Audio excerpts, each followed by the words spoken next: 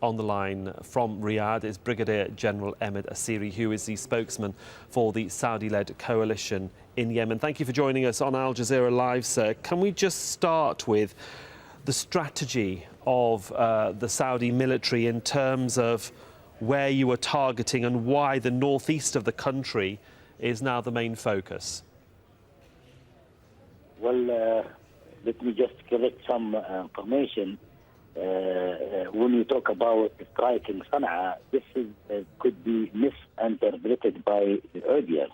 We are not striking Sanaa. We are providing close air support for the loyal army to the government in Nahm, and we strike the position of the forces belong to Ali Abdullah Saleh and to the militias out of the capital, Sanaa, and the let's say in the outer ring of Sanaa.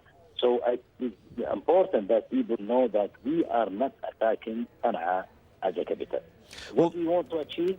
Yes, go ahead. No, so what do you want to achieve in terms of your strategy? Because obviously the situation is very fluid on the ground when there are explosions and bombs and various sources reporting that those bombs are coming from the sky. Look, well, I will not talk about the tactical level. I will give you an overview about what is the situation today and the strategic level. That's fine, so carry on. Yeah, okay. You know that we have been conducting an operation, we call it Renewal Hope for Yemen. And this operation, we have three pillars. We have military pillar, we have political and humanitarian and relief pillar. And we were conducting this operation since we stopped Sajam Storm.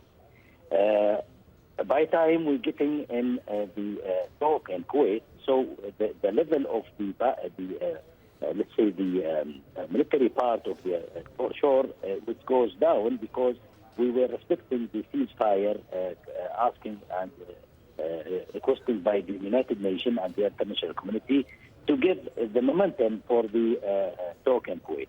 Unfortunately, through the last 3 months, the rebel does not stop their violation of this ceasefire, and they were continuing to talk in Kuwait. At the same time, they move on the ground, they change the situation in the ground, they try to gain something in the ground so they can use it in their talk in Kuwait. So your action at the moment, your actions at the moment are to counter what's happened over the last 3 months, and therefore you're focusing on the northeast of the country. Exactly. So we try today first to continue to supporting the legitimate government, which is recognized by 2216, and we still respecting this UN resolution to give the momentum for the government to regain their legitimacy in Yemen. Second is to protect the southern border of the kingdom. You know, today they fired 2 scuds to Khamis Mshiet and Abha. Unfortunately, the air defense intercepted this morning. 1 hour ago, they fired on Katyusha and Sampa in Jizan, and they killed a civilian.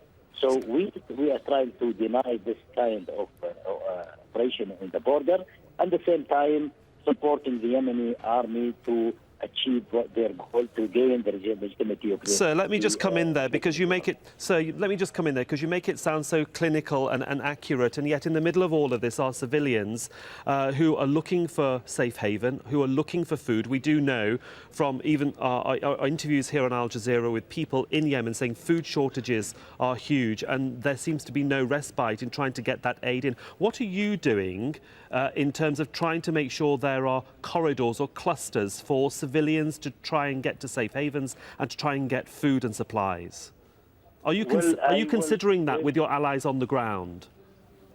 Well, I recommend you and all the audience to go on the website of the King Salman Humanitarian Center, and you will see what they achieve in Yemen on the ground, working with the United Nations organization, with NGOs. And unfortunately, and this is what media does not focus on this. Media always talk about the allegation of the Houthis. That if you focus on the website of King Salman Humanitarian center, you will see a lot of achievements done in Yemen. Okay. We are working shoulder to shoulder with United Nations, with NGOs. Today we have a lot of NGOs working in Yemen under the umbrella of the center and in coordination with the United Nations. Okay, sir. There we will have to leave it, I'm afraid. But thank you very much for bringing us up to speed on exactly what the situation is as far as you're concerned. Brigadier General Ahmed Asiri, spokesperson there for the Saudi-led coalition, speaking to us from Riyadh. Thank you, sir.